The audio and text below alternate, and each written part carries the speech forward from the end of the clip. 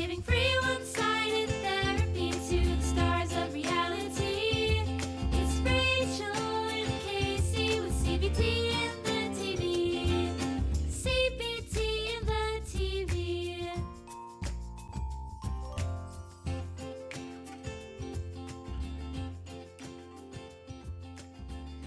Hello, darlings, dears, and fellow queers, and welcome to our first official episode of CBT in the TV. I am one of your hosts, Kacie, And I am Rachel. the other one of our hosts.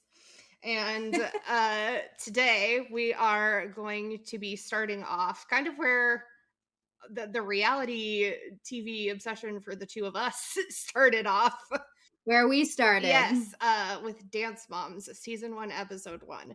And I don't exactly remember if you and I were watching Dance Moms independently of becoming friends with one another, and we started talking about it, or if we started watching it together. All I do remember is that you and I were in college chamber choir together, and we became known as the Dance Mom Girls. Yes, and choir director made statements about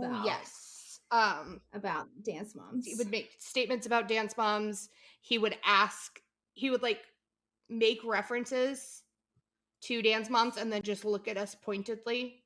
Sometimes to drive home that he was being the cool teacher and making the reference. Sometimes you could tell he was looking at us like, did I use that right? Is that how you so use true? So that was entertaining, and we did get a lot of our friends to watch the show. They usually hated us for getting them to watch the show because it is highly addicting. So we're gonna start breaking this episode down. The entire point of this podcast is for us to take a look at reality TV over the years that we have enjoyed or that becomes addicting in the cultural zeitgeist, whether or not you and I watched it, and take a look at it from our professional perspectives, which mine is early childhood education and yours is psychology/childhood psychology.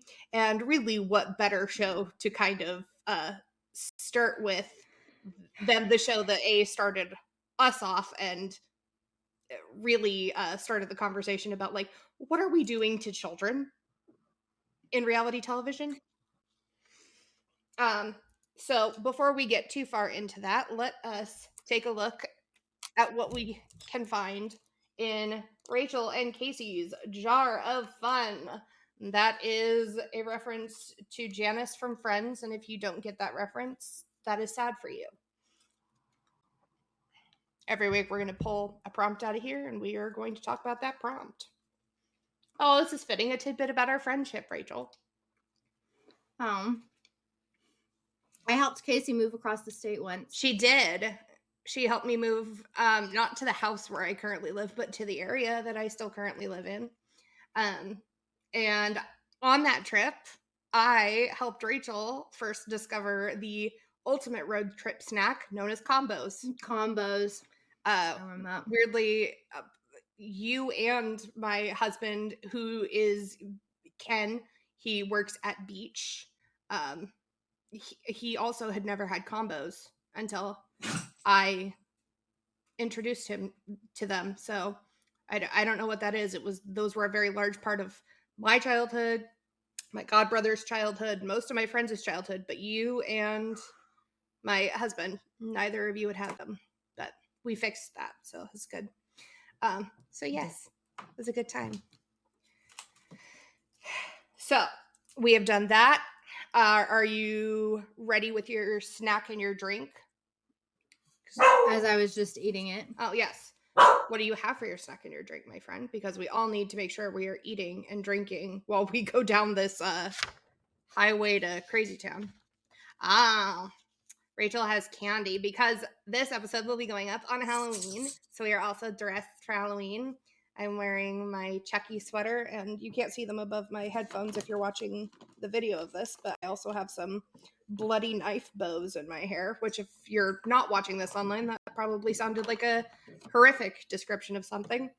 And for those who either cannot tell or cannot see, I am wearing a handmade octopus hat. I will say it's very fancy. I will also say is Okay. terrifying because one of my largest fears is octopi. So while I thought I was going to be the scarier dressed of the two of us, Rachel outdid me without really even trying. She was just like, let me see what I have around, and pulled out my biggest fear and put it on her head. All right. I have another one back here too, if you couldn't tell. My favorite animal. It's her favorite animal. My favorite animal is an elephant. So she has some candy for her treat for the day. She's ready to go with some gummy bears. What are you drinking today, Rachel? Agua. Water. I am also drinking water. I also have some hot chocolate and an ube cake to dip in my hot chocolate. We invite, because we love a hydrated queen. And we also invite you to have a snack and a drink with us. Feed yourself and hydrate your body while you listen along. Here we go with season 1, episode 1, Dance Moms.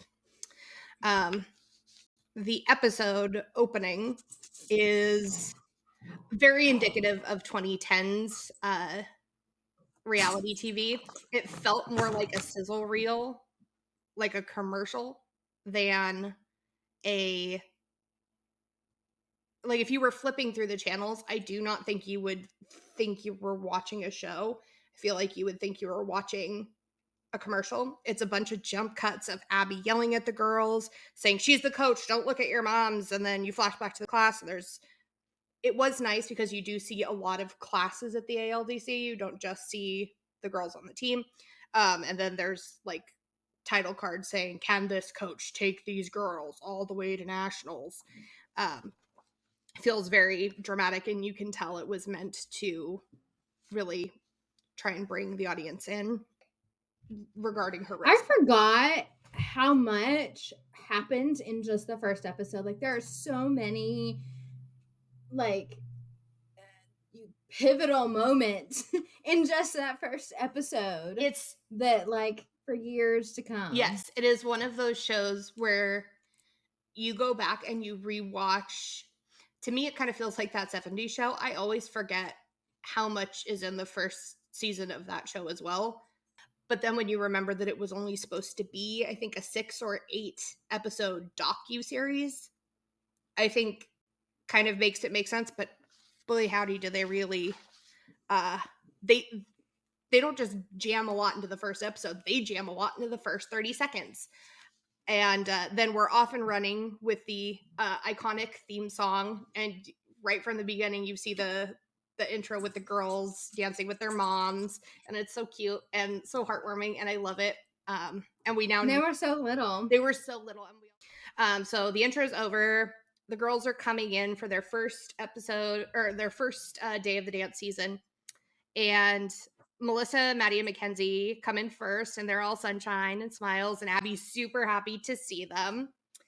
Kelly, Brooke, and Paige are next. This is also cute and smiley, and it's really nice to see everyone seemingly having a very nice interaction at the beginning. We don't even, especially when you know that they usually had to walk in and film that several times. It's nice to see how happy they were. Chloe and Christy come in. They're also smiles. Abby mentions that Chloe looks chipper. Again, it's just nice to see nice interactions when we know that's not usually always how it goes. Nia and Holly come in, and they look cute. And Holly's little business, or not Holly, Nia's little business suit with her little headband and her... she's so cute. And we have a voiceover of Melissa at this point saying that she's excited to be back. The girls are excited to be back too. Everyone's excited for dance. Abby continues to talk about how she's well known all over the country because she produces stars, and she makes sure her dancers are employable and can book jobs when they leave her studio, followed by a shot of her yelling at Paige, Nia, and Mackenzie. And she tells Mackenzie, who is 6, to suck it up because she doesn't want to see those tears. Because that's what every 6-year-old needs to hear when they're yes, crying. Not going to give them problems processing their emotions. And then she wonders later why Mackenzie can't produce or execute emotion on stage. The kids that she yells at the most, I don't know if you, something I noticed later, was like, you yell at Kendall and Mackenzie and Paige for not being able to execute emotion on stage, and they're the ones you scream at anytime they show emotion around you. Huh. I don't know what you want. And if I don't know what, yeah, right? Like, awkward. I don't know if, for those of you who can't see us, we're doing the Gen Z awkward fingers thing. It's like, kids can't tell, okay? Kids are very literal beings. Kids are still, like, their amygdalas are still just all over the place anyway. Like, their frontal lobes are not anywhere near developed. They don't have any logic or reasoning skills. Their amygdalas are still huge. They're trying to figure out how these emotions work. And in Mackenzie's case, like, her parents going through divorce, have been divorced, and that in and of itself can be a trauma, and trauma is considered a physical brain injury because it changes the structures in the brain. And so she's already got an impaired amygdala, and the amygdala is in charge of regulating the emotions. Well, and for me, like, having worked with teachers that took a similar approach to Addie, I would kind of try and leave a lot of the brain stuff out, right? Because they're often going to come back and say, but I really support them, and I'm the person they come to when they're having these problems. And so I would try and leave that part of it, because you can't logic with a person who cannot logic. So I would say, like, if you yell at them about showing emotion and how you don't want to see emotion, you cannot be surprised when later they are too afraid to show emotion, to the point that it doesn't matter if they appear afraid or not anymore. That ability is gone. Like, let's go sit down and watch Inside Out, and I want you to watch the part where the part of Riley's brain detaches itself, because that is a realistic representation of what happens. The fear becomes so great and so built up that it just breaks off. They're not going to do it again. All right. So now we get to our super favorite part of every episode. Your favorite and mine. Chalkboard is what we're calling it at this point, but we all know it for what it is and will be in infamy forever. Pyramid. It's the first season, so we do get to see the girls sitting, which we know now was everyone's preferred, except for production. It was everyone's preferred way of doing this. Abby preferred it. The moms preferred it. The girls preferred it because they got to sit and they got to stretch.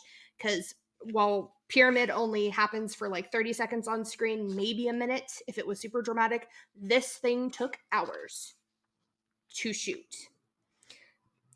So the girls standing for that long, especially for how many of them we can tell are hypermobile, that is horrific. Abby mentions that they are going to be doing a new routine every week. This is the first, and I don't think Abby was told a whole lot of time before this. Because I have a feeling at the very least she would have told Melissa, and I don't think Melissa could have kept her mouth shut to everyone. Because Abby was not happy with this. Abby did not want to do this. This is not something anyone does. Except for like a very short dance in a rec class, you do not teach children a new dance every week. You certainly do not teach them a 2-minute and 30-second competition dance every week and then expect them to go out and perform it. My big issue is when Abby announces it and the girls all look to their moms for reassurance, for their moms to, they're probably looking for their moms to say like, no, it'll be fine, you can do it.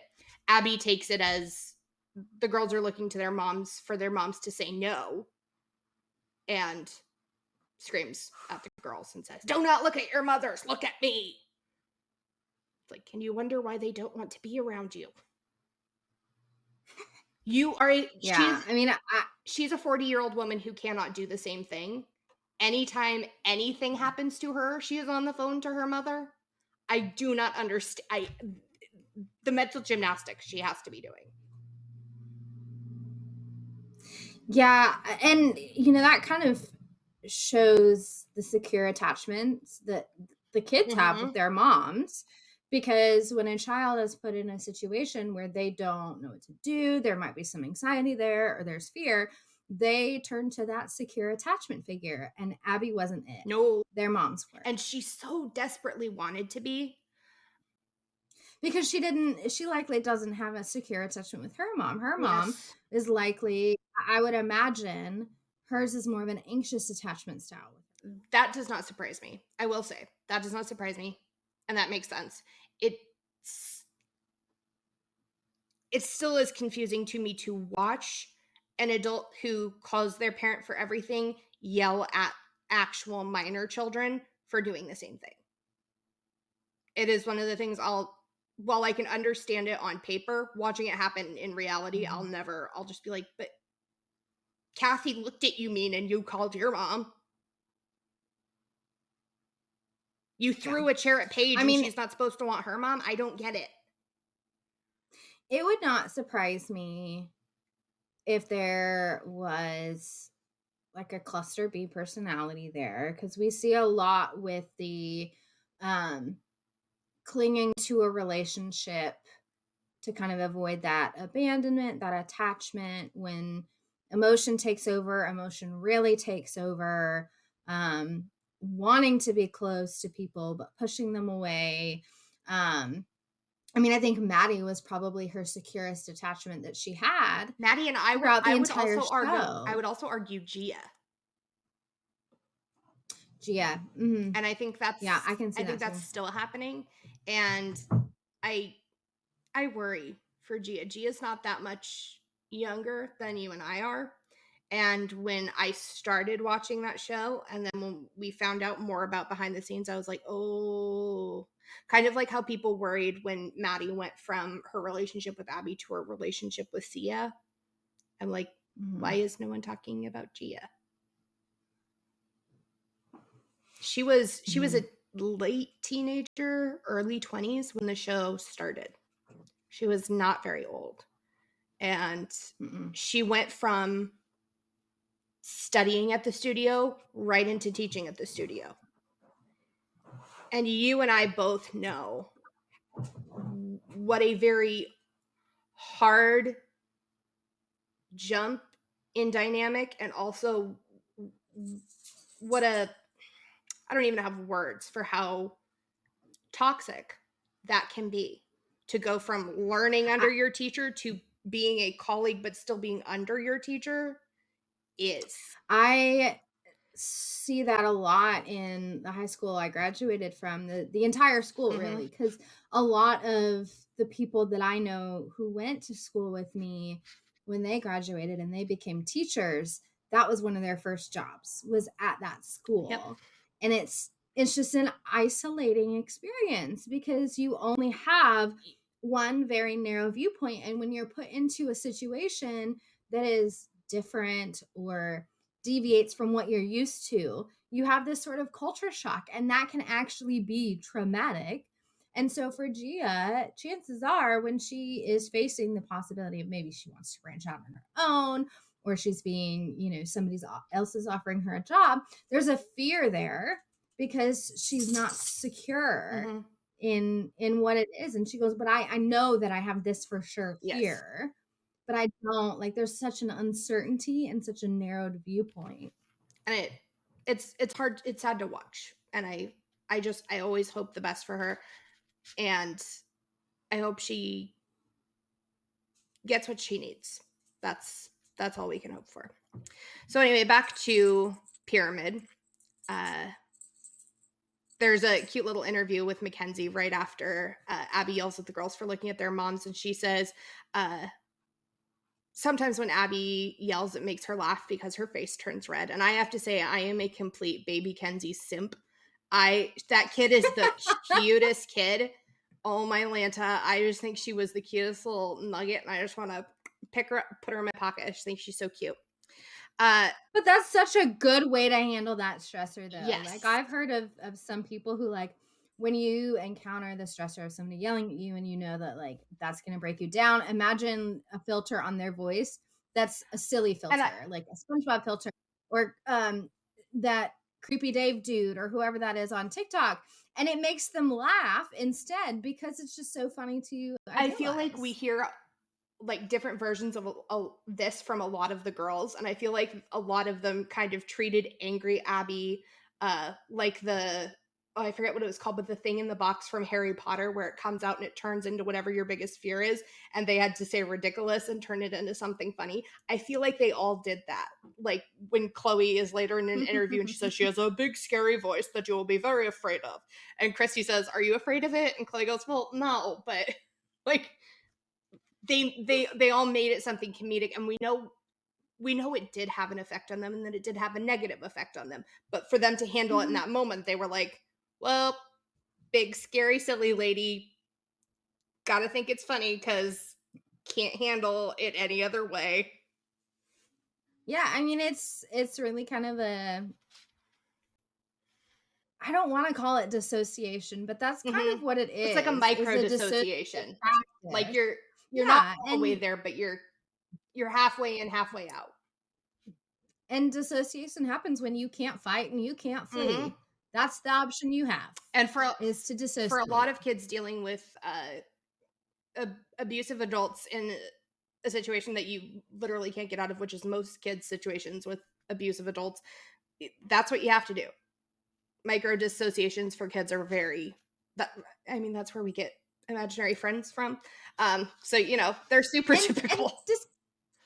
And discomfort is funny. Yes. Like, kids don't know how to handle adults. Sometimes they get angry when they're uncomfortable. But most of the time when we feel that discomfort, and this is the same thing with tickling. This is why tickling makes people laugh, is because it's uncomfortable. Yes. And laughter is the body's way of trying to regulate that uncomfortable emotion. Yes. And so the kids try and very much handle everything with humor. So we get back to the pyramid, and Abby starts from the top, which is not something we see done in other seasons, but she starts at the top, and who's at the top but Maddie, and she lists all the reason that Maddie is there, and you can kind of tell that this makes everyone in the room uncomfortable. She says Maddie's at the top because she follows the rules, she has great attendance, she had a great competition record last year, and then she does not really talk about anyone else on the pyramid, and I don't know if this was an editing thing or if she just didn't do it. But either way, very on brand for Abby. Like, it could have gone either way. And even Maddie was uncomfortable. That's what I'm with it. That's what I meant, is everybody, including Maddie, is uncomfortable in that moment. Nobody wants this to be happening. I also noticed that, like, except for Abby. Abby did not. I don't think Abby had it. She didn't want to do pyramid, the idea of pyramid, but I do not believe she had a problem stating all the reasons she thought Maddie was great. I also think it's really interesting how, like, she starts the pyramid off by saying, like, it's what the girls do. It's what the girls do. It's what the girls do. But as the show progresses, it becomes more and more about the moms and the moms' behavior. Well, but we will definitely table that, and for we'll have to come back to that, because that's a whole can of worms that's just gonna stay open and crawl out on its own over and over again. So the rest of the pyramid order is Maddie on top, then Chloe and Brooke in the middle, then Paige, Nia, and Mackenzie bringing up the rear. We find out then that Mackenzie, they say Mackenzie is too young, and I put that in air quotes for our friends who cannot see me, to compete at West Coast Dance Explosion, which is in Phoenix, which is the competition she then announces will be going to this weekend, which is not true. There would have been, Mackenzie was 6, there would have been an option. I just think they didn't have anything ready for her at that time, and it was just an easy thing to say. The age group average with the group, she would have had to have had her own. She would have had to have had a solo or something, and I think they just didn't have anything prepared, and it was too short of a time period, so they just said she's too young to compete that week. Well, because a 6-year-old can't learn a whole new routine. Yes, and she could have it just in a week. She could have we'll get there, because then she does announce the numbers, and the numbers are a high energy jazz number called Party Party Party, which has the whole cast of characters except for Mackenzie, and then a trio with our unbeatable An trio, our iconic iconic trio trio. of Maddie, Chloe, Paige. Except the thing is, this trio is a trio the girls had done the year before. It is not called 15 Minutes of Fame. It is called Pinup Girls. And if you pay close attention to awards, at the end of the episode, they call the trio Pinup Girls. The girls dance to their original music at the competition. It is just dubbed over in the episode because they could not use the music. Mackenzie could very much have done her own solo. And if you pay attention throughout the episode, when we'll get there, but when certain things are happening, like canon things that happen in this episode, the girls are wearing costumes from other dances that the ALDC does. This was not, they just went. Which, I mean, it's not uncommon. But that's what I'm saying, is they could have worked in something for Mackenzie. They just didn't. But again, for anyone who, kind of like if you and I were watching something that featured choir and they were talking about a choir competition, that we were just like, that's not how it works. Like, anyone who had anything to do with the dance world at the time was like, Mackenzie's 6. She could have competed. What are you talking about? So it was a weird thing to say. So anyway, we find out that we're going to Phoenix, and Abby says, from right now, we're working toward nationals. Everything is about nationals. Start thinking about that win, because heaven forbid these girls should take anything one day at a time. I feel like that, and you can correct me if I'm wrong, but like having worked in schools before, that's like teachers saying, I'm preparing you for the end of grade test. Yes. At the very beginning of the year. It is, and these are elementary school children. So ostensibly she's treating these girls like AP high school students, where you do walk into class the first day of the school year knowing you're preparing for your AP test. But these are 6 to 13-year-old children going to dance class. Was Brooke really 13 at the time? She was a new 13. Not she's still competing as a 12-year-old, so her birthday had just happened. So I still, developmentally, you and I know, and I'm sure some of our listeners would know, but some of them who don't, where we would look at that at the developmental scale, is she's really sliding a lot more toward 12. She dances 14, 15. She dances older. But, and we don't mean that in a sultry way. We mean that in she has a lot of maturity of movement, but developmentally and emotional maturity wise, she's still a lot younger than 13. There's a lot of growth, emotional and social emotional development that happens in that 13th year. And if she just turned 13, she's still very much 12. So yes, the expectations that Abby has for our darling friend Brooke is just, whoa, baby. So the moms head upstairs, and we get our first mention of being back in dance jail. And woof, is that just, like we said, a lot of jam-packed stuff in only the first few minutes of the show. Abby starts the girls off on choreography, while Melissa says in her voiceover that Abby sometimes just has favorites in the studio, and her daughter just happens to be a favorite. And we slide into Melissa's life with Maddie and Mackenzie. The girls are coming off the school bus, and this just happens to be one of my favorite shots in the whole show, of Maddie and Mackenzie running from, there's no school bus in the background, but I think they play a school bus sound, like the brakes coming off, and you hear the girls laughing as they're running, and Kenzie's got her stuff in her hands, and she looks like a bedraggled little kid running from her big date. And Maddie is like looking at her the whole time, because we know that Maddie very much felt like a second mom, even at the age of 8. You see all of that in this shot, and it is so cute and so wholesome, and I love it, and I just wish we saw more of that in the show. And then we hear Melissa say that she just thinks her little girls are like little dolls, and she just loves dressing them up. And I cannot tell you how much I hate any time A parent says that their child is like an inanimate object. Your child is not a car. Your child is not a doll. Your child is not a teddy bear. And those are all things I have heard parents liken their kids to. Well, and like you like playing dress up with your kid, sure, but Yes. what about when your kid says, no, I don't want to wear that? And we know for a fact that Melissa does not take to that well. And there's a shot of we then go to looking through all the catalogs that Maddie was in the year before, and there's one specific shot of Maddie in this like chicken or duck costume, and the face Maddie is making, it's a smile, but it's like the most forced, what the hell do you have me wearing smile you've ever seen on a kid's face. And it is very much that she did not have a choice. She did have to be there.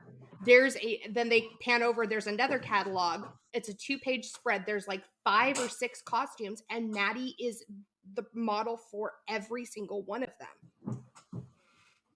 Like, I'm sure Maddie probably enjoyed modeling to an extent, but that's extreme for she would have been 6 or 7 at the time.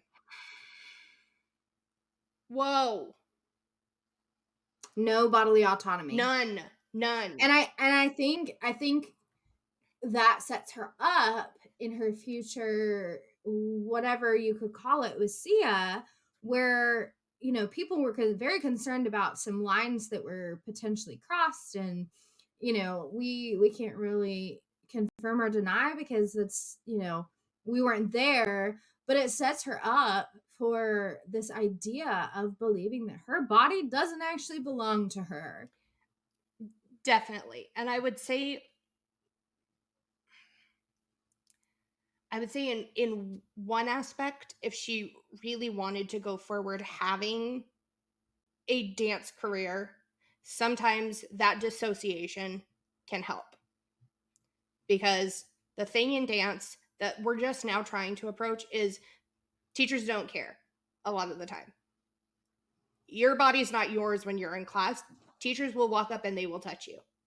As a person who takes dance, has studied dance, went on to teach dance, I did not do this with my students. I did not touch them if they did not want me to. But as someone who had to take dance to continue taking dance to teach dance, and as someone who does not like being touched, this is so hard for me. Because I don't want you to touch me. It's also, I have a genetic disorder. If you touch me, my shoulder can come out of place. Trying to get my teachers to understand that, very difficult. Because to them, if your body walks into class, your body's theirs for the next hour and a half, if that's how long their class is. I'm not saying every teacher, but enough of them. That's the culture. That's how it's been for hundreds of years in dance.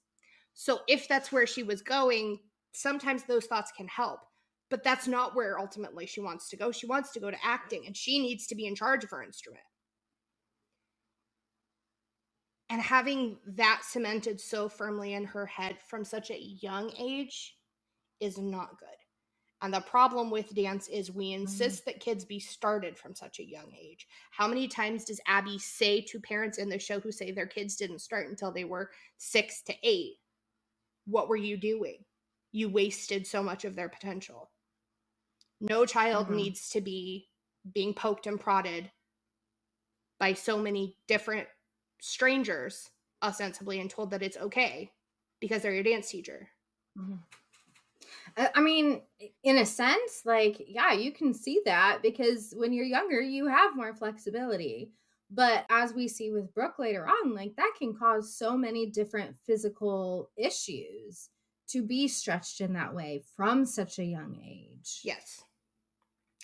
So we hear Melissa talking about how the girls don't have a normal life, especially Maddie. Maddie doesn't have a normal life. Her whole life revolves around dance, and Mackenzie's sitting on the bed rolling her eyes, and she goes, yeah, it's weird. And Melissa does this uncomfortable laugh, like, oh, why are you saying that? And Maddie jumps back and goes, well, you do cartwheels all around. And Mackenzie says, yeah, well, you always tap. And it's just this kind of charming back and forth little sister argument to kind of sign off our peek into their lives, but it definitely, and another thing that Melissa says is winning is everything to them. Not dance is everything to them. She says dance is Maddie's whole life. Her whole life revolves around dance, but she says winning is everything to them. And but is it really to Mackenzie? That's what I'm saying, is like the whole thing gave a little bit of uncanny valley watching their home video. And another thing that I found out from behind the scenes is if you watch in the first pyramid, all the moms are dressed really very nicely except for Melissa. Melissa's wearing these oversized jeans and this really weird blousey pink t-shirt. This outfit was specifically chosen by Melissa, and it was to make her appear more relatable.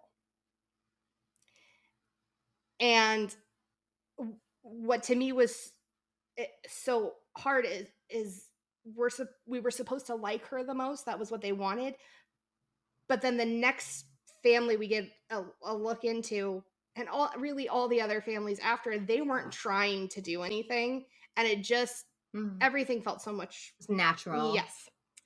So we cut back to the studio after looking into Melissa's life, and it's Abby yelling at the girls saying those legs are about as straight as Elton John, and why are you saying this to anyone, Abigail, let alone this group of children who don't even know who Elton John is? I would venture a couple of them probably do. However, because you and I, or at the very least, I knew who Elton John was at that age.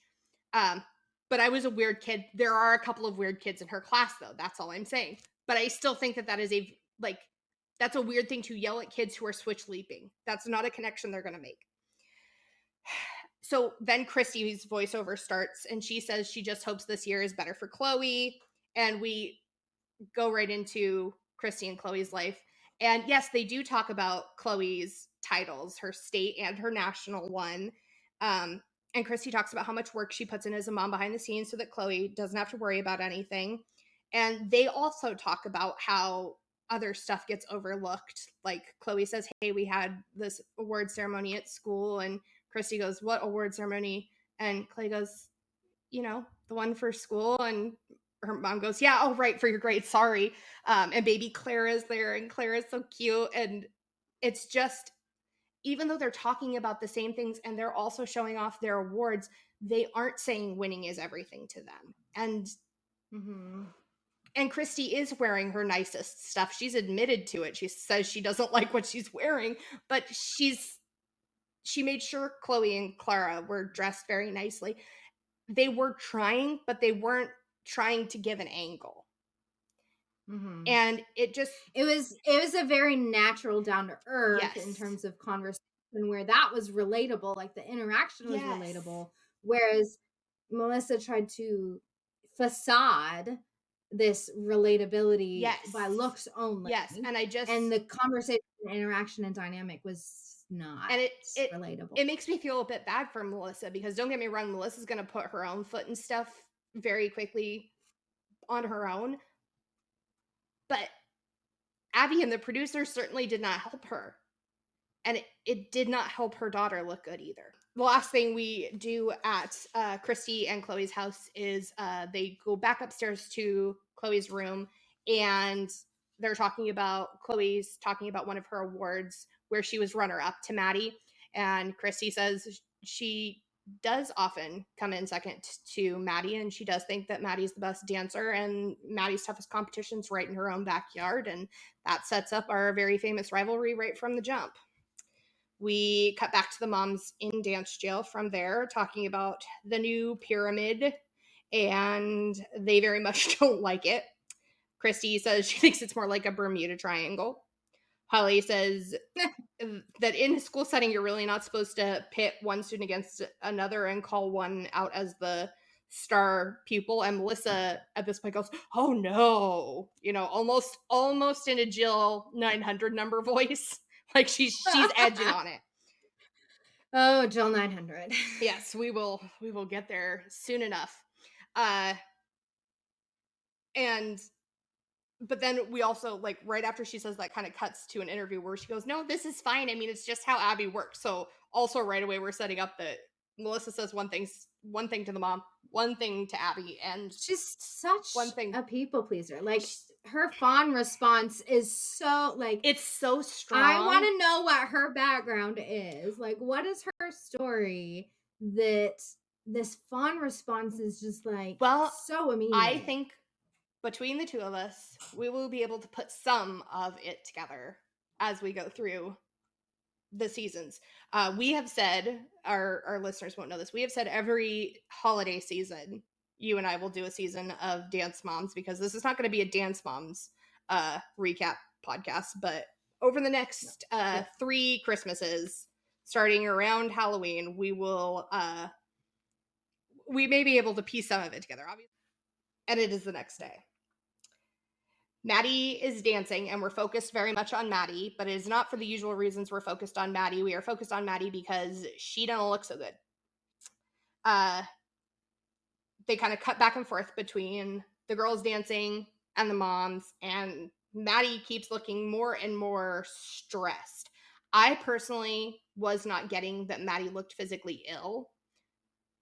And that was the first time I watched it, but even now, rewatching it, having become as familiar with Maddie as I am, I don't think she looks physically ill. I think she looks stressed, which I mean, anxiety can present with somatic symptoms. And I think for her, the idea of having to learn an entire group routine in a week, being the featured dancer, is stressful. And having cameras in your face for the first time in your life. And already being pitted against her friends, your peers, your friends, who she's expected to still dance with. She doesn't have a solo this week. She's still dancing with them. Yeah. So as a person who struggles with anxiety, I feel physically nauseous when I get super anxious, and that was always kind of how it looked to me. The moms start asking Melissa, like, hey, what's going on with Maddie? And Melissa says she doesn't feel well. She says she almost threw up. And then we hear Abby tell Maddie, I know you don't feel well, but suck it up. Rachel, you and I, as child psychology and child developmentally interested people, aside from that, as people who were in performance-based activities as children, we've heard this. We've heard directors say, like, I know you don't feel good. I know this isn't your best day, but you need to just... It never helps. Not only does it not make the symptoms go away, but it stresses you out further, which, if you're having anxiety-induced nausea, is only going to make that worse. Holly then says she thinks Maddie looks green, and the girls start running the dance again. And every time they're running the dance, they're not marking anything. And I fully believe this was a choice made between production and Abby to look good for the cameras. Because I think Abby could have put her foot down and said, you will injure these children. Or told the girls how to mark in a way that didn't look bad for camera. But she didn't want to do that. I don't think any of them wanted to do that. Mind you, that's just my opinion. I wasn't there. Maddie then starts to fully cry, and Abby says, why? Why with the tears? And Maddie says it's because her stomach hurts. Abby's response to saying my stomach hurts, that's why I'm crying, is you need to think about your position on the pyramid. And she points to the picture on the chalkboard. That is what you need to be thinking about. You get too emotional. And then Abby tells her she needs to be worried about the win. Melissa then ends up taking Maddie from rehearsal, and then as soon as she has her out of the room, she starts saying things like, stop acting like this. And this is another thing that we see from Melissa starting in the first episode that we will see going forward. Melissa asks Maddie if she has to throw up. Maddie says she doesn't, but she wants to go home, and Melissa immediately comes back with, but you never miss dance. So... Like, you're not allowed to have a bad day. You're not allowed to be sick. You're not allowed to take a break. You're not allowed to be a kid. Yep. You're not allowed to be a person. This isn't about a kid. Like, let's take that part out of it. Like, because again, we couldn't rationalize with, if we were there, we could not have rationalized with either Abby or Melissa. So let's not talk about kid. Let's talk about a person. Because if either Melissa or Abby were sick, they would insist on going home. Maddie is I'm pretty sure Abby did. Oh, at one point. Abby went home several times, and Melissa stayed home several times. But that's what I'm saying, is Maddie is a person, not your personal show pony. But I won't bring that part up because that's just going to make you defensive. Maddie's a person who is sick, who is telling you she needs to go home to rest. But no, that doesn't suit their narrative and their wants. So Maddie dries her tears and she walks back into the rehearsal. The girls are running the dance full out. And I think it is really important to note that Maddie does not stop. She does not look around. She walks into the choreography. And by that I don't mean she walks into where the girls are dancing and looks around. I mean she walks into dancing with her body. She walks into dancing full out. There's no break between her walking into the studio and her doing the dance. That is where this child's brain was. She was so trained within an inch of her life that her whole being was to be about dance, that as sick as she was feeling and as stressed as she was, and having just been told, no, you can't go home, you don't miss dance, you never miss dance, she walked back in and started doing floor work and then got up and did a leap and a turn. And it's heartbreaking.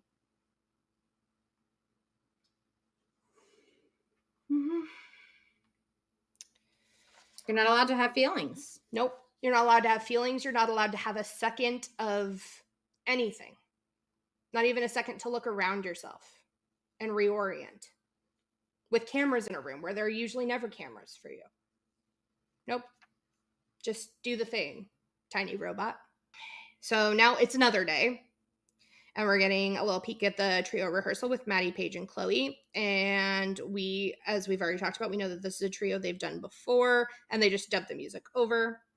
And Abby starts talking about Paige's body and how she's tall and she's pretty and she's skinny and she can do better than this. What Paige's body or physical looks have to do with her? Oh, sorry. She needs to focus on technique. Abby knows she can do better than this. What does her physical looks have to do with her focusing on techniques and doing better? This is such a weird thing to say to anyone, let alone a 10-year-old. And I don't know if you've seen the same thing, but it came out that Abby would occasionally post the weight of the dancer. Yes. And if that's not a breeding ground for eating disorders, I don't know what is. Mm-hmm. Decidedly. At 10. So we cut to an interview with Abby, who says that she would rather be the one to take her students down a peg and tell them all the things that they're doing wrong and be the one to make them cry in the privacy of her own studio instead of sending them out into the world to be made to cry in an audition. And then we go back to the studio, she calls Paige over and says, I'd have your head on a platter. Which is funny because she also didn't let them cry in her studio. Yeah, save your tears for your pillow is a big thing that she would say to the kids. But to be fair, she did say she wants to make them cry in her studio, not let them cry. She wants to be the one to make them. But I do really want to point out, don't say stuff, even if you're joking or if it's sarcasm, don't say stuff about like, I'd have your head on a platter. Don't joke about physically maiming or killing children. Harming. Even if you would say like, well, they know I'm joking. They don't. They might like be like, I think they're teasing, but that's as close as they'll be able to get is they think you're teasing. And there is real terror behind that for them. And kids don't have that critical thinking skill. And that's one reason why spanking is often seen as so detrimental is because kids cannot distinguish between that and physical abuse. Nope. They don't have, and yeah, they don't have the ability. So, especially Abby, to call Paige over to her and be, pretty close to Paige's face and say she'd have her head on a platter. That is, to a child, that is a threat. That is not a constructive bit of information about her dancing, about her needing to fix a correction. Mm-mm. She's just now worried that you actually want to hurt, and in this case, potentially kill her. Don't do this. When there's a threat, the brain basically it shuts down. It stops working, and we call this phenomenon sometimes lizard brain, because your brain just goes to those basic human functions. And so when a kid is encountering this, she's not even going to be able to process whatever corrections you have next, because she's so busy being in flight mode and survival mode based on what you just said. So that's, I mean, how is she going to make the correction when she can't in that moment even comprehend what's happening? Well, and the other thing that Abby always said is, when you go out into the professional world, it's just like this, except the thing of it is, you might encounter in any job atmosphere, not just dance, in any job atmosphere, you might encounter a boss who is like this. They're not allowed to be like that. This isn't allowed. Mm-hmm. It doesn't stop it from happening, but it is not allowed, and you need to get out of that too. If you are a paid employee and your employer threatens you in the same way that Abby threatened Paige, that would be a write-up to HR. That would be, you could go to the police with that, but somehow it is quote unquote okay for an adult to say this to a child. And we really want to make sure for anyone who's experiencing anything like that in their own life that you heard what we just said. You go to HR. And if HR doesn't listen, then they're of the opinion that it is their job to protect the company, which unfortunately sometimes is the position that HR takes. You go to law enforcement, or you contact the resources around you. This isn't okay. Not okay. It's never okay. If you are a student with a teacher who says things like this, you go to your administration. You go to your dean, you go to a school counselor, you go to anybody until somebody does something. This is never allowed. No one is allowed to treat people like this. Students, you can tell employees, a teacher, people. You can tell a teacher, you can tell their boss. It doesn't matter how many people you have to tell. Just tell somebody until something is done. And it could be 10 people down the line. It could be 20 people down the line. It will not always be easy. Hopefully it is the first one or two people that you tell. Hopefully. That is the ideal. We always hope for you, but sometimes that doesn't happen. Sometimes it doesn't. Rachel and I can speak to that from experience. It is, unfortunately, in our case, often not always the first person, but it should be. But keep talking until someone listens. Kelly talks about Brooke winning a lot when she was younger and how Paige is starting to do really well in dance on her own. And we see all three of them on the bed, and Kelly is showing the girls pictures of herself when she was younger and she was a dancer and she was a cheerleader, and it's very cute. And this is when we learn that Kelly actually studied with Abby herself when she was younger. And so they've had a relationship with Abby for 37 years at least. And we also know that Kelly chose to bring her daughters to Abby, which I find interesting from what we know going forward. We do know that Abby and Kelly's families were close, and this will come up as we move along through the series. And we being you and me, Rachel, we know that this can create a tough dynamic for kids when you're going to daycare under a family friend, you're taking dance lessons from a family friend, you're doing anything. Can be tough. We are now in Kelly's kitchen, and Brooke's immediately, right from the beginning, setting out that her character saying she does not want to do dance anymore. She wants to do cheerleading. And Kelly, so that is so age appropriate, though. Completely, absolutely, completely so age appropriate. And Kelly is already trying to rein that in, saying that she doesn't want Brooke to quit dance because she's 13, and that's when all the trouble starts. We also learn later that Kelly stopped dancing around the same age, so it's not just the mom wanting to like hold on control. It is, being afraid of what's to come in the teen years, which is a valid fear, but there's a certain way you want to handle that so your kid doesn't rebel. It is specifically that Kelly is watching Brooke repeat a cycle she just did herself, and she's like, I don't want you to do what I did. Kelly asks Brooke if it bothers her now that Brooke doesn't win as much as she used to, and Brooke, in all of her mopey Brooke glory, says, nope, not really. Like, flat affect. I just Brooke was an icon right from the beginning. She just did not care. Like, it's not that she didn't care, it's that she was just like, whatever. The other thing we have to be aware of, and I think this is important for people who don't know to know, Brooke previously had been dancing with the seniors. She had danced with them for years because she was really advanced. They wanted to cast the Highlands, that's their last name, Kelly, Brooke, and Paige, as a family on the show, which meant that Brooke was going to have to stop dancing with the more accelerated group and move down to dancing with girls so much younger than her, dancing in an age group that she hadn't danced with. She'd stopped dancing with before she aged out of.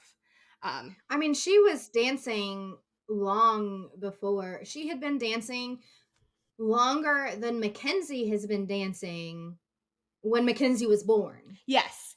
And again, at that point, she'd started dancing with the seniors at around age 10. She had started dancing with the seniors before she had aged out of the juniors category. And moving back to the juniors, there are several age categories between junior and senior, and she skipped all of those. So this was just such a large step down for her. This is going from the top of the staircase and jumping to, the step right before the bottom, because the only thing below junior at this point. So this just crushed her soul in a way that, like, if she already was kind of like, maybe I don't want to do this, this did not help. I mean, and we see it in education when kids are not challenged, they get bored and they want to quit. And then parents are like, well, why is my kid, they're so smart, but they're, not making passing grades. Your kid's not being challenged enough, so they're not doing the work because they're bored. We cut back to the girls doing the group, and we start our Holly voiceover. Holly's saying she really hopes Nia will have a great year. She worries that Abby will hold Nia's track record against her and that she won't be able to have a clean slate or a fresh start for this season. And we go right into having a look. I know, right? Oh, right into having a look at Nia and Holly as a little family together. We know that they have a bigger family. Precious relationship. I know. Yeah. Love them. Yes. We love the Frasers. Queen Holly, Dr. Queen Holly. Rachel and I would love to be a Holly, but we are well aware that we are a bit more aligned with Kelly and Christy, but we love ourselves a Holly. I think it's so important to note too that Holly's approach is different because she has that educator background. She does. She is going for her, well, I'm about to get to it, but she is going for her she has her master's. She is going for her doctorate at UPenn in education, and she's about to graduate.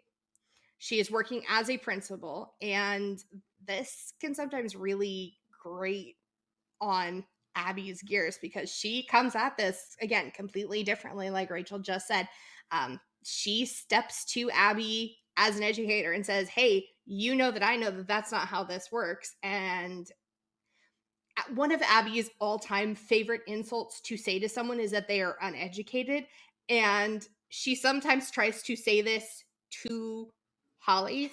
And which it's really interesting that she says this to any of the moms, because I believe only one of the moms didn't go to college. Abby did dance educator training. She did not go to college.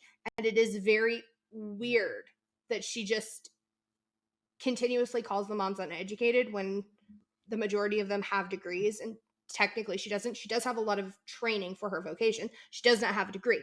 It is super weird and super mental gymnasticy when she tries to say to Holly that Holly is an uneducated mess, because Holly might be uninformed in the world of dance, but we also know that that's not true because she did study African dance. You can't say it to her, and you shouldn't try. So we start our look at Holly and Nia. We find out about Holly's education, and Holly also talks about how people think she looks like Michelle Obama, and she absolutely loves that compliment. She thinks it's awesome to be compared to our then First Lady, and she will take that compliment any day. I also love that she just like casually dropped that she went to Carnegie Mellon. Oh yeah, that's the thing about Holly, is Holly will slide in. She does not brag. She is humble. She's a humble extraordinaire to the point that you cannot catch all of it. It will take two of us. I appreciate Rachel for saying that, because it would be impossible for either of us to gather all of the amazing information about this woman. She grew up in the Bronx and went to Carnegie Mellon. She's graduating from UPenn with her doctorate. Like, her accolades are insane. I think she's written 2-3 books now. Like, I don't know, but in order to get your PhD, you have to be published. Yep. Like, you have to do research and publishing. So the woman, again, obviously we are obsessed. We stan Dr. Holly, and we did from the beginning. Then Holly starts talking about how she hopes that Nia really has a wonderful year in dance, and that their ultimate goal would be for Nia to have a title win. And then Nia starts talking about her crown that she bought because she just had to have one, but she doesn't have one from dance yet. And Holly jumps in and she goes, but you don't have one yet, but it's coming. And I just feel like, love the reframe, right? Like the reframe, but also like, I just feel like Holly was an OG at doing affirmations with Nia, just being like, I am a good dancer. She was there already doing that before it was a trend or a fad or known about. The educated growth mindset. Yep. And I think that is why Nia is the queen that we see her as today. And this is another thing we'll see that Abby really has a problem with. She does not like that Holly helps Nia set boundaries and reframe things. Holly goes on to say she does not want Nia to always be a backup dancer. And we get a smash cut of Abby yelling at Nia, and then we see Nia crying and Holly comforting her. And Holly also says that she believes that Abby knows her business very well, even though that she can be tough. She does produce excellent dancers. And then we also have Holly signing off, setting some boundaries, which I love. She says she is not a doormat, and no one can walk over her, and they cannot walk over her child. That is where she draws the line. And I just think that was the most solid closeout of any of the mom's intros. And I think potentially that was like their look in was so like succinct and showed everything that we end up loving about them. It was just so powerful, and I loved it. Like, it showed all, I feel like it showed all of the sides of both of them in the best way. Yeah. Yes. And their relationship to Abby. Yes. Because the way that it is presented in the first episode is the way that it continues. Mm-hmm. Okay, and now it is a new day. And I colored this part in my notes pink because we get to see our super best friend Kathy and Vivi. And I will say I also really love Vivi. Vivi is everything. She had a glow up. Vivi, I always thought Vivi was a cutie patootie. I mean, she was adorable. I shouldn't say patootie. I found out that patootie was an old time slang word for a male genitalia. So she is just a cutie, not a patootie. And then we cut to Kathy and Vivi in an interview where Vivi is treating her mom like a ventriloquist dummy, and it is iconic and so classic Vivi. Honestly, it's another one of those moments where like we automatically know that we're going to love The character. Yes, it's instant character development. Kacie starts talking about how she's been dancing since she was 2, and her mom danced, her grandma danced, she danced, so Vivi has to dance. And then we move on to Vivi at home doing choreography with her mom. And I have to say, every time we see Kacie doing like short bits of choreography on the show, it just makes me wonder, like, why would you have your choreography on the show? This just doesn't look good. Like, I'm sure we see other bits of her choreography that are very good, but it's never like really, we never know for sure that that's her choreography and not just something she put her name on. But when she's giving stuff directly to Vivi to do, we know that it is hers. And I'm just like, don't do the arm wiggle thing. That does not, why? And then Kacie, she also says she owns Candy Apple's dance studio, and she has been a dance teacher since the 90s, and now she's talking about her quirks. Kacie is loaded with quirks. She loves pink. She loves bunnies. She loves carrots because they go with bunnies. And she loves Restylane and Botox because she's an older mom and she doesn't want people to confuse her for Vivi's grandma. She loves looking good. And the only good part about this moment is when Vivi turns to the camera right after her mom says she loves pink and thinks it's a way of life, not a color. And Vivi goes, I don't like pink. It is just everything. Vivi is everything and deserves all the flowers. All of them. Poor Vivi. So then we cut back to Kacie at the ALDC, and she is stretching Vivi, and Vivi is in a costume for her audition. And I will say I don't want to spend a whole lot of time on this audition because it was completely set up by production. Abby had no choice in letting Vivi and Kacie on the team. They were cast before the show ever started filming. They were handpicked by production to be this new member of the team. And so it feels very stunted. Kacie knows exactly what she's doing. She plays to camera very well. Abby does not know what to do because she does not want another member on the team, especially someone as young as Vivi. She doesn't have a lot of mom. She does not want a dance teacher on her team for a dance mom. I think this scene would have got a lot better if they had set it up and kind of given them. I know you can't script reality, but if you're going to do a setup where someone doesn't have a choice, you need to tell them roughly what to say. Otherwise, this isn't going to go well. Not everyone is an improvisational speaker extraordinaire, and we know for a fact that unless Abby comes up with it herself and is ready to do the character, she ain't going to do it. Swaggy Lee was not in the house this day.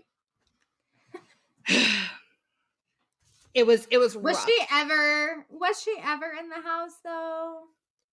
Okay, I will say I will rephrase. I will rephrase. Swaggy Lee did not think Swaggy Lee was in the house this day. The only viable thing to talk about, I think, out of this audition is that at the end, when Abby quote unquote agrees, like she had a choice for Vivi to be on the team, Kacie forces Vivi to give Abby a big hug. And don't make your kid do that. Particularly don't make your kid never make your kid hug anyone. Mm-hmm. But if you have a really hard time breaking that habit, please especially do not make your child hug anyone when they are wearing a 2-piece costume and a bare midriff. Consent. And in that case, she was consenting to press so much of her bare body against someone she had just met that was just so much bigger than her. Bodily autonomy for the children. Yes. Please. Bodily autonomy for Vivi always. Bodily autonomy for everyone always, but especially Vivi, leave her alone. We love a Vivian. We love a Vivian. So we move on, and we are now moving on to another thing that I'm gonna give a precursor to before we talk about. We're supposed to believe it is the final day of rehearsal before competition. However, if you really pay attention, the girls suddenly change dance wear, and they're actually not doing the same choreography because we're getting into the dawn check Some people will call her Minister Dawn. She does not like to be called this, so I will not call her this. Because much like what happened with people who are familiar with the Dance Moms world, much like what happened with Chloe's exit in season 4, what we are shown is not at all what happened with the Minister Dawn check incident. This actually happened in week 2, not in week 1. The girls are rehearsing Electricity when Dawn check comes in. She was called to the studio by Holly because things had gotten so out of hand. Her daughter did show up to rehearsal in clothes that she was technically not supposed to be wearing, but she was pulled directly from one rehearsal to another. The studio was very crowded because of filming. She didn't feel like she had the opportunity to change. Her child was 10/11 at the time. Her child did not have the full developmental capacity to make the decision about what to do. Her child was there by herself. There was no adult there with her. And Abby started yelling at her daughter, whose name is Reagan. Reagan has a developmentally disabled and delayed sibling. Abby started comparing Reagan to the developmentally delayed and disabled sibling. She started making really awful comments about said sibling. She also then started calling Reagan names based on her body weight. And this continued and started getting worse and worse to the point that Holly thought it was getting so out of hand that someone in Reagan's care network needed to come down to the studio to be with her. So by the time Dawn gets there and is screaming on camera and not making the most sense, even if we're shown front to back, like the whole unedited version of what Dawn said to Abby, she is past her boiling point. She is past the point of no return.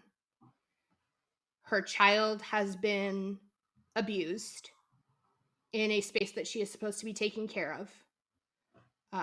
She is aware that her other child has been brought up in an abusive manner, all in a space where children are supposed to be safe and cared for. What we see on screen is Dawn coming in, saying to production she doesn't care if they're filming, she's going in to kill her, and starting to scream at Abby, and Abby making a joke out of it and starting to run around the studio saying, don't chase me. She and Dawn have a verbal altercation. Dawn, who is a pastor by vocation, doesn't exactly quote the Bible correctly. Abby throws out her favorite insult and calls her uneducated. Dawn throws back she has more education than Abby will ever have.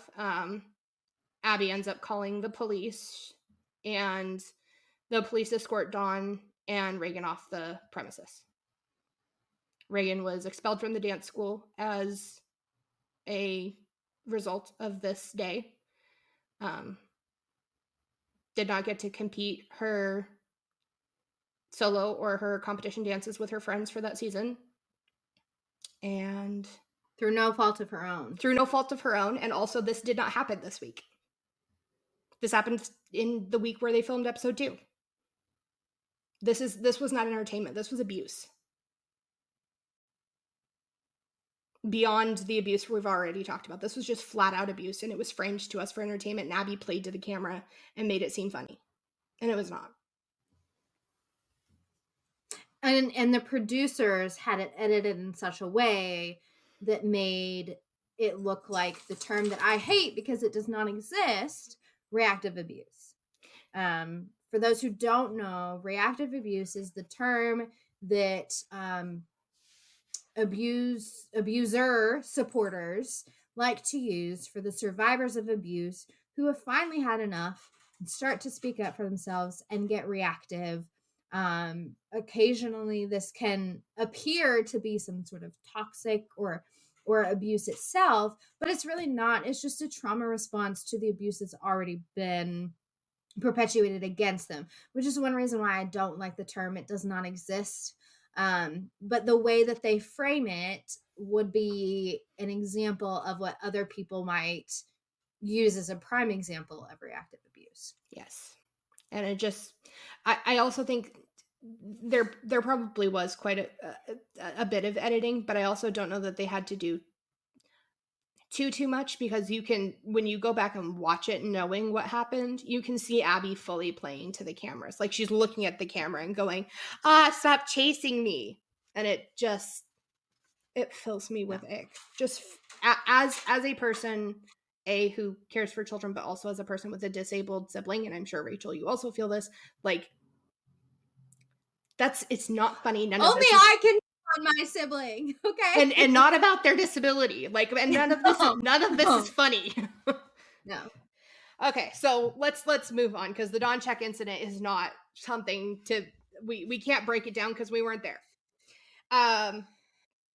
The next day, we are flying to nationals. Abby's telling us that every week now they go to a new competition. This week happens to be Phoenix, and it's a big deal because there are a lot of important companies and teams on the West Coast, especially in Phoenix. If you know anything about dance, you do know that that's true.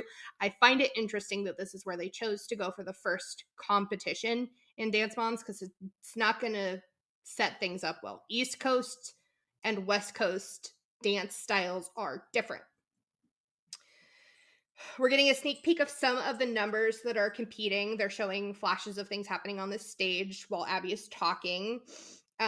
West Coast Dance Explosion was a real convention. This was before Dance Moms was kind of found out as a show.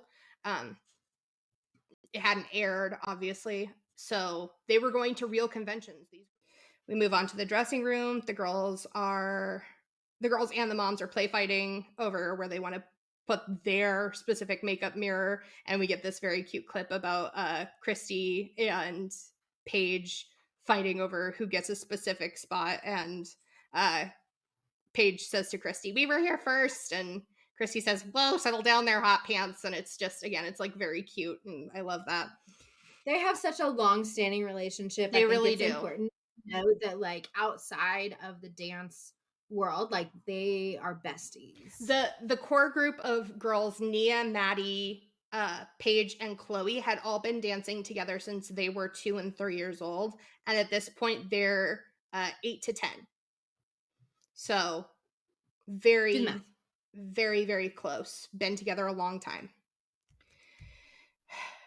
The girls start getting ready, hair, makeup, costumes everywhere. Holly says it's always a whirlwind of mayhem when they're getting ready. Abby comes in and yells at the moms about this last-minute costume crap, even though that is her responsibility. Again, as someone who has been a part of performance as a child, and also someone who went on to teach performance to children, if you are in charge of getting the kids, like, you're the one who coordinates the performance.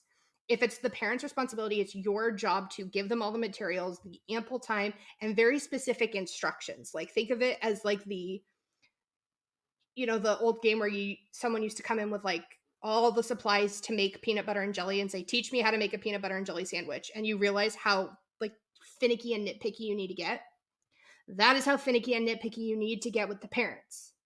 Now, yes, you could argue that these dance moms have been doing this for a very long time.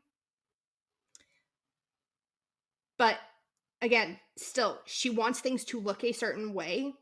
And if they don't, she's going to freak out. And not giving them, this was the first time they had to do a whole thing in 3 days. And it's not like everyone else's life stops just because Abby wants them to make a party hat. I hate this.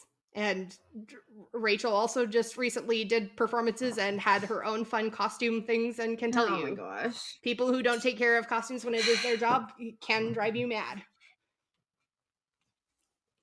Yeah, especially when it's like your dress rehearsals and you're expected to have stuff together and you have nothing together. Yep. Christy and Kelly go to the bar. This is taken out of order, just like the Dawn check incident. They went to the bar on a break. They always did this at competitions. You can see that there are lots of other parents and dancers around at the bar and grill area. The convention lasted all day. This is something that the parents do. They take breaks. And for that matter, like, their kids are with other adults. So it's not like they are just leaving their kids to fend for themselves. No. Their kids were with the other moms, or their kids were on stage doing other, it was a convention. Their kids could have been in classes. This is a break for the moms, not necessarily for the kids, but for the moms. If this was a production setup, it made Abby look really bad, which is interesting because Abby always cares about so much about how she looks at dance events. Going in and yelling at the moms, which I'm a person with a loud voice.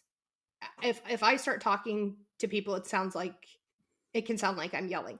Abby has the same kind of voice. It's great for teaching. However, if you're going and tracking down a couple of parents and telling them you think they're bad parents for drinking while their kids are supposed to be on stage in 5 minutes, quote, which they're not, you look bad. You look bad being the one that's yelling like this. This doesn't make you look like you have a professionally run company. I think almost any time, particularly somebody in authority, is yelling in public, like, there's no good way to look when doing that. No, and especially like when she's pulling them out the door at the very end, and the mom, Kelly and Christy, are saying to the other girls, like, the girls in their costumes, you look so great, we can't wait to watch you dance later. Abby saying, stop talking, let's go. Like, that definitely does not make you look good, Abby. But the bright side, the only bright side to this whole thing is we got the iconic Kelly saying, we're double fisted, this is bad, and Christy saying, I don't double fist when I'm with my kids, I double fist when I'm at college. And I think that cemented those two for us as we would like to be Hollies, but we're probably a bit more Kelly and Christy, not because we double fist, but because we're gonna be the ones that you have to drag out. We won't stop talking. We will be somewhere where you don't want us to be, talking to people and laughing, and we'll get everything done we need to do. We're doing a podcast. Yeah. I mean, this should be example enough. We could not keep it together.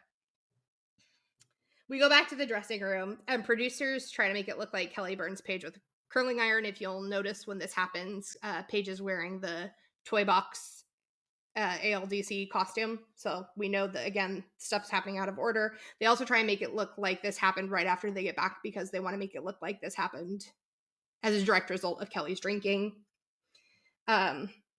You'll notice that the girls are wearing a different costume when the moms come back in from the bar versus when the burn happens. When Paige gets burnt, all the moms and the girls pull together to try to make her feel better. And while I think Maddie's moment of mentioning she's not wearing undergarments is like a cute thing that she did to make Paige smile and laugh, and it did work and was effective, I really wish they hadn't left it in the show. Not surprising based on what we see moving forward for this show, but like right out the gate again, like, oh, hey, look, this is a choice they're gonna make moving forward. Not creepy at all. No, not creepy at all. Again, it wouldn't have, like, if you had been there, that's not creepy. Like one kid telling another kid, hey, I don't have any underwear on right now. Like that's a normal thing for kids to tell each other. It's not a normal thing for you to film and put out into the world. Not okay. Even if you do film it, like, accidentally, delete you it. never know what's going to come out of a kid's mouth. Yeah. Like, it's not appropriate to go put it in the entire world. No, it's not appropriate for you to keep it either. We're backstage now, and Abby is yelling at the kids about bobby pins being on the floor and asking people for one, and someone could fall 13 stories down at Rockefeller Center and die if a headpiece went somewhere. And which is completely false. Like, it's not how it works. And she's directly comparing them to the group in front of them, saying, like, look at those girls with the legs, you're competing directly against them. And this is right before the girls go on stage. Right before. We cut to an Abby interview she's saying that some people find her teaching a little edgy, but when you walk into her classroom, it is a professional environment. What professional environment, Abigail? What professional environment is this? Maybe her kids being professional, but certainly not her. No, but I don't think she met her kids because, again, she thinks her kids are a hot mess, except for Maddie. Then we have Paige in an interview saying that Abby is the one person that can mess them up backstage because she frustrates them and gets them all nervous, so they don't like having her backstage. So true. Like, yep, yeah. Then party finally hits the stage, and you can tell that this is their first go at doing a dance in 3 days with cameras having been in their face the entire time from inception of dance to performance, including the time that they're performing the dance. The cameras are still there.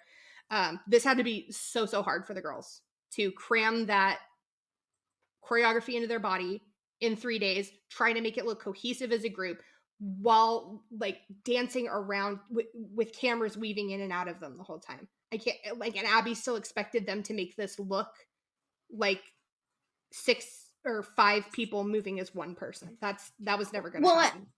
And at that point, were they having them redo the dance for different camera angles? I do not know. I personally, this is just my personal opinion. I would say probably not, because this was a normal dance competition. Like, I don't know that they would have let them do that. They might have redone it at the end of the day. But I would say there was probably a camera there, if not like the same kind of obviously it's different camera work than we see in later seasons, because they clearly did not know how to film and showcase dance, obviously. But I would say they probably did not have the same film abilities for performance that they did in later seasons, where the girls film or do the dance once for judging and then do the dance again after, strictly for filming. Mm-hmm. You can tell that Abby yelled at them backstage as well, because you can also tell that they're overthinking everything.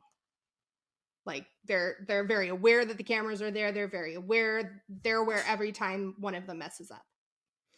And lastly, we all need to tell whoever decided to use that god-awful crowd noise track to go all the way home. I noticed that. It was so terrible. Oh my god, it is so like terrible. The worst laugh track you've ever heard, but for crowd noises. It's so bad. The dance ends. The Bombs are really happy with the performance.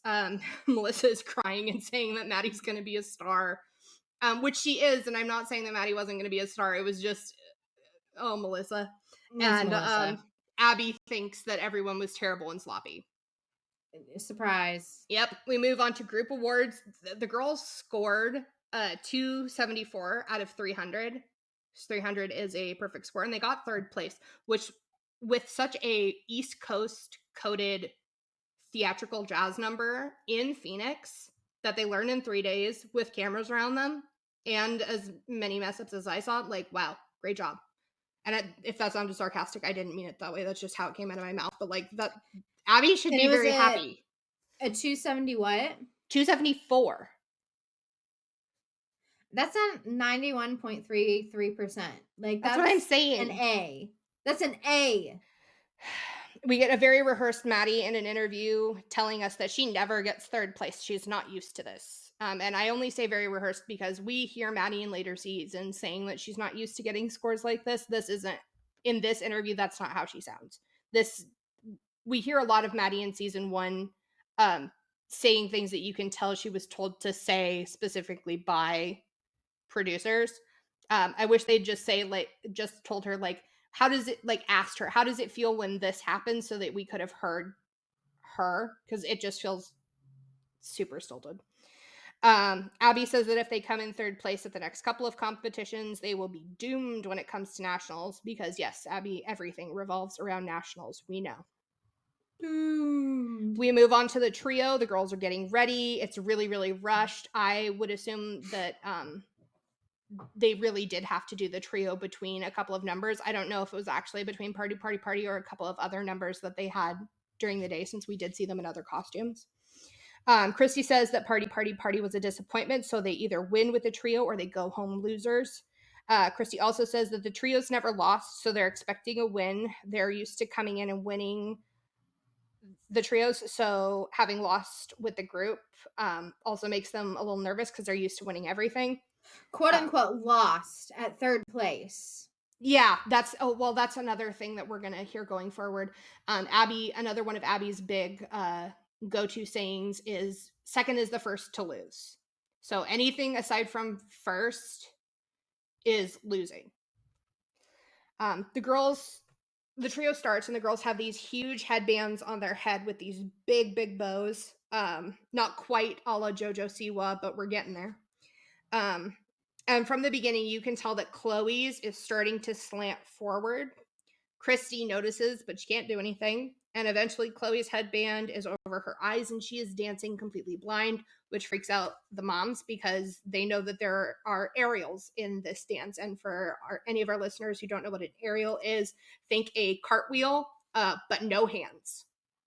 They're doing full flips in the air, not using their hands. They are throwing their body over itself. Chloe never stops dancing. She never fixes the headband. And by the end of the dance, her headband is around her neck.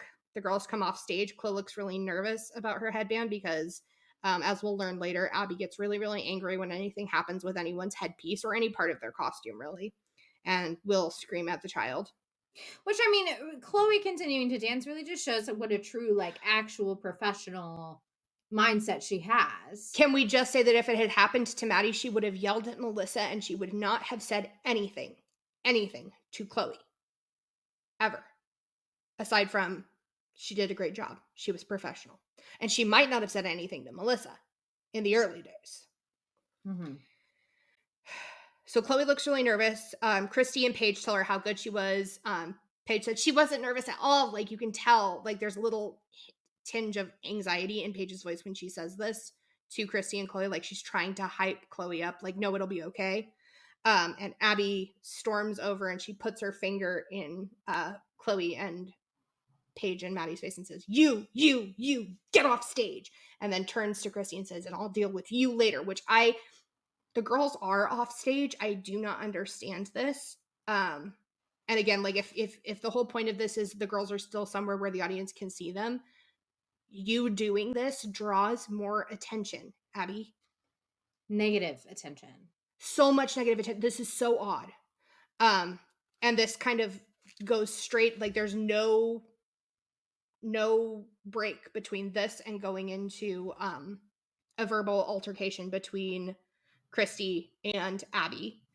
Abby says the headband fell because Christy was drinking right before Chloe was supposed to be on stage. We know that wasn't true. Even if we don't have the background information of the bar thing happened on a break, we watch Christy get Chloe ready for the trio in the episode with the other two moms. Mm-hmm. Christy says she's human, mistakes happen. Abby says these mistakes don't happen to her. Abby also says that Christy is messing with Abby's name, reputation, and livelihood. This is also spliced in with jump cuts to the group awards ceremony, or not the group awards, the trio awards. Trio. The girls win first place. Christy tells Abby to remember that she pays her bills, or Abby's bills. That was quite the breakdown. All right, what do you think our conclusions were from this episode, Rachel? My big takeaway is please do not make your children hug anyone, especially not wearing a two-piece costume. Never do it, but never make them hug them when they're wearing a two-piece costume. My takeaway is, like, let your kids be kids. Like, we cannot, one of my favorite quotes is, we can't assign adult intentions to kid brains, but in the same way, like, we can't put adult expectations on little kids. Mm-hmm. And that's what was happening. Absolutely. Indeed. This whole show is full of that, so we will soon find out. All right. Our resources for this episode will be linked. If you're watching us on YouTube, they will be linked in the info box. And if you are joining us auditorily, you can find them in the show notes. We also have links to our resources on TikTok in our link tree in the link in our bio. And we thank you for joining us for our very first episode. We know it was a little rough, but we're figuring it out. This is a group project taken to the extreme. As always, I am Kacie, not Rachel. And I am Rachel, not Kacie. And we thank you for joining us for CBT in the TV.